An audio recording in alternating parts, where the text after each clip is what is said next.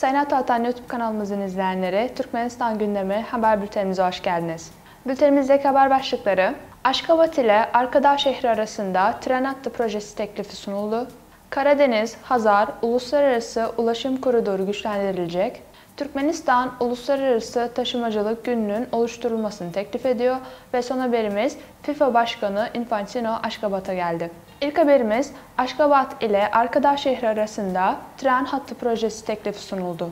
Rus Demiryolları, Türkmenistan'a Aşgabat ile yapım devam eden Arkadağ şehri arasında saniyede 140 km hızlı trenlerin hareketi için bir organizasyon oluşturma projesini önerdi.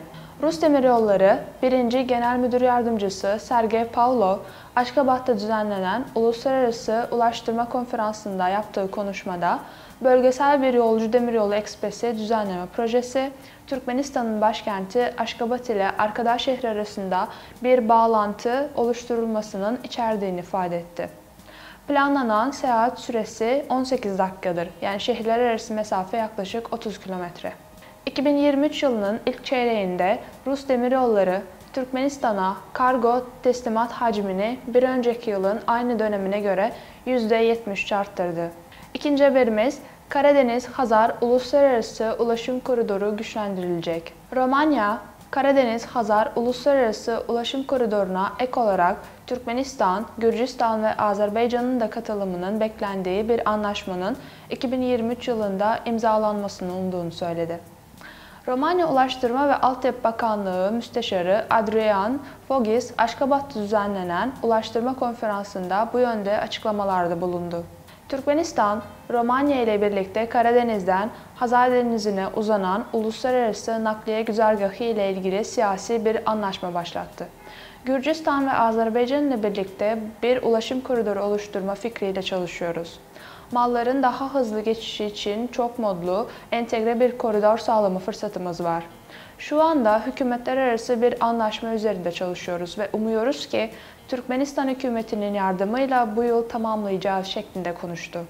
2018 yılında Türkmenbaşı şehrinde düzenlenen ulaşım konulu Türkmen-Romen Çalışma Grubu toplantısında yeni bir uluslararası ulaşım koridorunun geliştirildiği açıklanmıştı.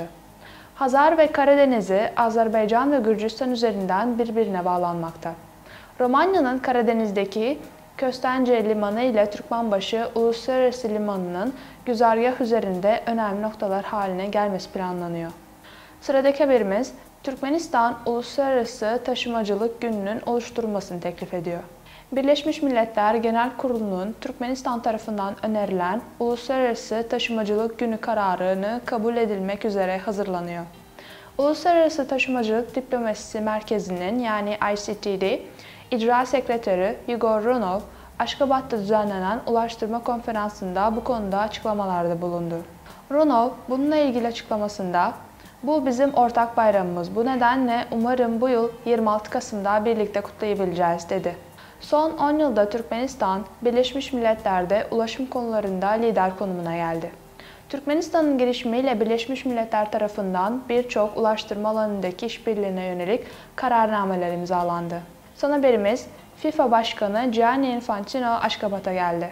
FIFA Başkanı Gianni Infantino çalışma ziyareti için Türkmenistan'a geldi. Infantino'nun Türkmenistan'a ilk ziyareti FIFA ile işbirliğini güçlendirmek için yeni fırsatlar yaratacak ve Türkmenistan'da futbolun gelişmesine ivme kazandıracaktır. Bir günlük ziyaret sırasında FIFA Başkanı, ülke liderliği ve Ulusal Futbol Federasyonu ile bu sporun Türkmenistan'daki gelişimi ve daha fazla işbirliği için umutlar hakkında görüşecek. Gianni Infantino, Orta Asya turunda Salı günü Tacikistan'a geldi ve Orta Asya Futbol Federasyonu'nun Duşanbe'deki 8. kongresine katıldı. Çalışma ziyaret haftasında ayrıca Kazakistan'ı 3 Mayıs tarihinde ziyaret eden FIFA Başkanı, Kırgızistan'ı 4-5 Mayıs ve Özbekistan'ı 5-6 Mayıs tarihlerinde ziyaret edecek. Türkmenistan Devlet Başkanı Serdar Berdimuhamedov, Aralık 2022 tarihinde Katar'a yaptığı çalışma ziyareti sırasında Hollanda ve ABD takımları arasında oynanan Dünya Kupası 1-8 final maçına katılmıştı. Türkmen Devlet Başkanı, maçın oynandığı Kalifa Stadı'nda FIFA Başkanı Gianni Infantino ile kısa bir görüşme gerçekleştirmişti. Sayın Ataatan YouTube kanalımızın seyircileri, Türkmenistan ile ilgili Türkçe haberlerimizi ataatanturkmenistan.com haber sitemizden takip edebilirsiniz. Teşekkürler.